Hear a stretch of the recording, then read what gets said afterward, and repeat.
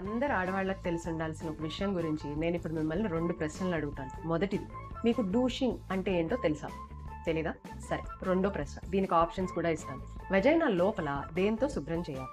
Option A నీటితో, option B ఏది వాడాల్సిన అవసరం లేదు, option C vaginal washes, option D Dettol లేదా సావ్లాన్. చాలా మంది అమ్మాయిలకి దీనికి కరెక్ట్ ఆన్సర్ ఆప్షన్ బి ఏమీ వాడాల్సిన అవసరం లేదని తెలియదు.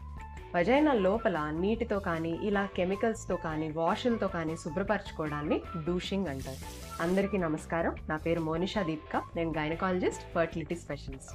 అన్ని చోట్ల శుభ్రం చేస్తే మంచిదే అంటారు, ఇక్కడ శుభ్రం చేస్తే తప్పేమొచ్చింది అని మీరు అడగచ్చు. చెప్తా, నష్టం ఏంటో చెప్తా. ఇన్ఫెక్షన్లు రావటం, మళ్ళీ ఇన్ఫెక్షన్లు రావటం, 9 నెలలు నిండక ముందే డెలివరీలు అవ్వడం, అక్కడ తేమ ఎంత ఉండాలి, వేడి ఎంత ఉండాలి, ఇన్ఫెక్షన్లు వస్తే తను తాను ఎలా కాపాడుకోవాలి అన్ని వెజైనాకు తెలుసు. రెండోది, అక్కడ సూక్ష్మజీవులు ఉంటాయి, మన కోసం పనిచేసే సూక్ష్మజీవులు.